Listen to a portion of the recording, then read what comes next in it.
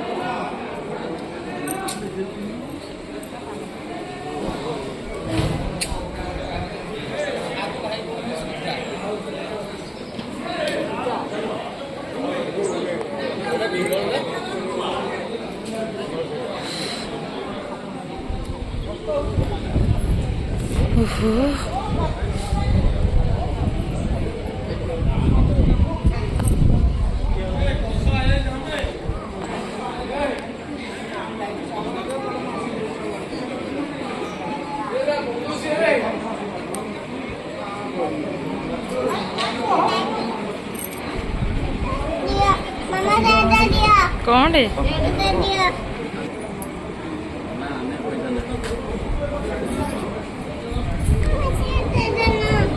कौन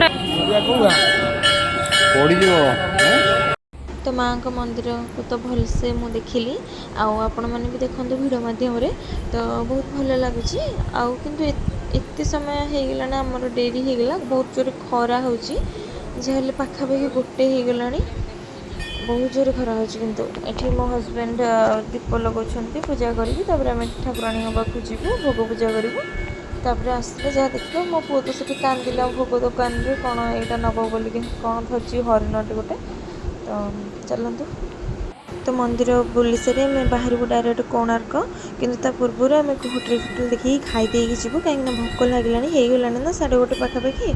तो भोक है खाईदे जीवु आ बाटर तो बहुत जोरे मेघ आसला आपण मैंने देखिपे पूरा चारिपट जाक किटकिट अंधार आसला कौन हो जानी कोणार्क बुली हो कि नहीं वर्षा जदि हम ना जाइबनी कौटी से बसवाक पड़ो कहीं जेहतु छोट पिलाटा अच्छी ओदा हो तो जाइबनी जमा भी कौटी बसवाक पड़ो जहाँ लगे देखा चलते यहाँ गोटे बाटर तो महानदी पड़ेगा पूरा बड़ नदीटे। तो ये आम टे रहीकि बढ़िया खिलखिल पवन होता शांति लगला। तो बस आम टे रहीलु तापर दिन आम आसीगलु पेट्रोल पंप को बुलेट्रे तेल फुल करने। तो जहाँ थिला बुलेट्रे आउ पुणी पकई फुल कर दौचु।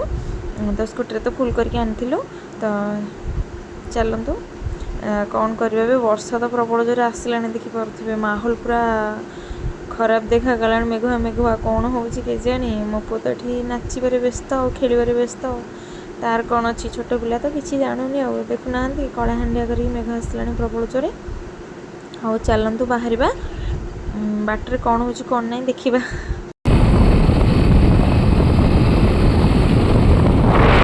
तो सतकू सत आम आसिक बाटर ही बसीचु एत जोर वर्षा पकाउच ना ना वर्षा काचुची छेचुची एवं अलरेडी आम 2 घंटा है बसला।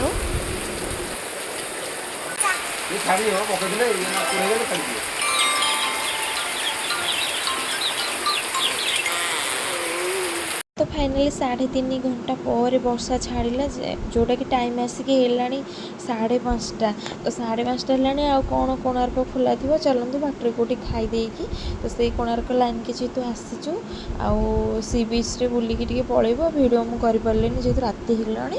ତ ଆମେ ଏଇ ହୋଟେଲଟାରେ ସାହୁ ହୋଟେଲ ଗୋଟେ ଥିଲା କୋଣାର୍କ ସାଇଡ଼୍ରେ ଆମେ ଚନ୍ଦ୍ରଭାଗା ସାଇଡ଼୍ ପଟକୁ ଆସିକି ଖାଇ ଦେଇକି ଏବେ ବାହାରିଲୁ ଆମେ ସି ବିଚ୍କୁ। ତ ସି ବିଚ୍ରୁ ବୁଲିକି ଆମେ ଡାଇରେକ୍ଟ ଘରକୁ ଚାଲୁ। ମୁଁ ଆଉ ଭିଡ଼ିଓ ଆଉ ବନେଇ ପାରିବିନି, ରାତି ହେଲାଣି, ବର୍ଷା ବି ଆସିଲାଣି, ଭାରି ଟେନସନ୍। ଅଲରେଡ଼ି ଆମେ